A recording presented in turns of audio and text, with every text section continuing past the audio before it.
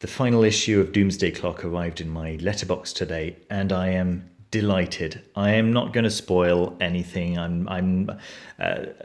I'll show you the first page of that so that you know what we're talking about. This is a sequel to The Watchmen, and it started 2 years ago. Look at that. This is issue 1, January 2018. That's exactly 24 months ago. And I've been really looking forward to every issue of this being released. It's been so long between releases that it's been so long, in fact, that a lot of fans have lost interest. But the truth is that I kind of stopped every other comic book subscription that I had, and this has been the only thing that's kept me thrilled and kept me interested in the DC world since the end of the New 52. And Geoff Johns,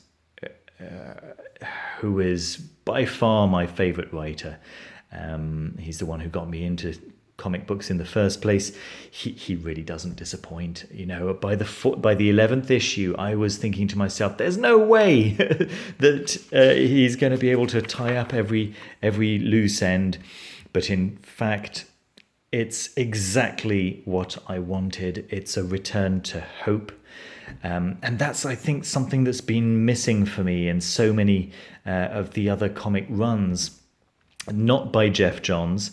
I feel like, although Grant Morrison has clearly understood that superheroes are the modern pantheon, they are the modern mythology, and despite this, Grant Morrison's stories are all bleak and dark and depressing. Geoff Johns has understood that the world needs hope, and that's really what this series does. It brings back hope, and it's fantastic, really, really fantastic.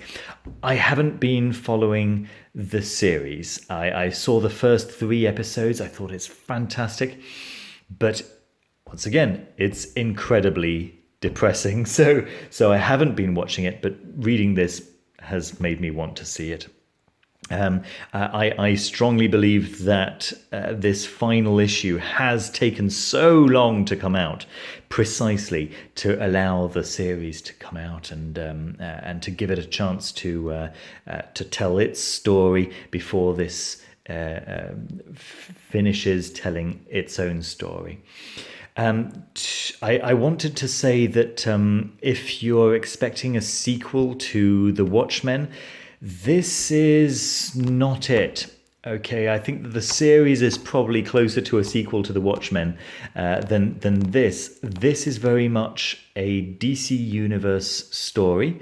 In fact, I'd say it's probably one of the most important DC Universe stories that has been told since Crisis on Infinite Earths. It's really of that magnitude, of the importance of it and the repercussions that it's likely to have. And I really hope that DC do follow up on what Geoff Johns has set out for us here.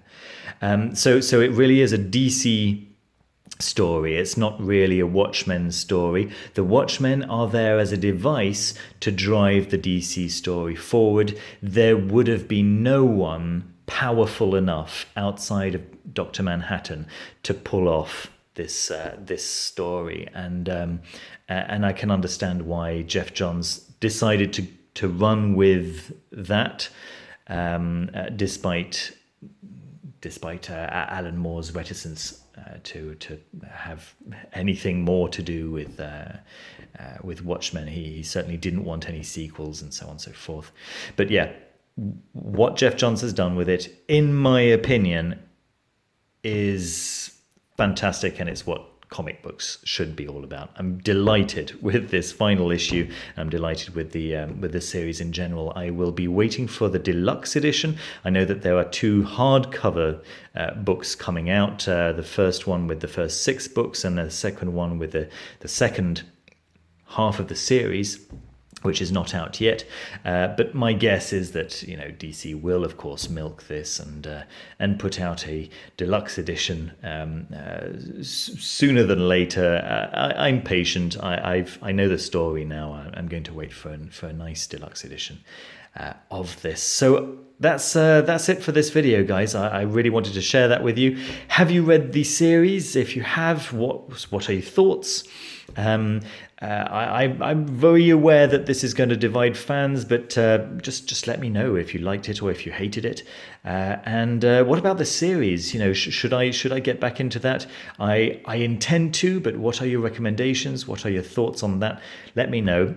Leave us a thumbs up if you like the video, and subscribe if you'd like to see more from my channel. Thanks ever so much for watching, and see you very soon. Bye bye.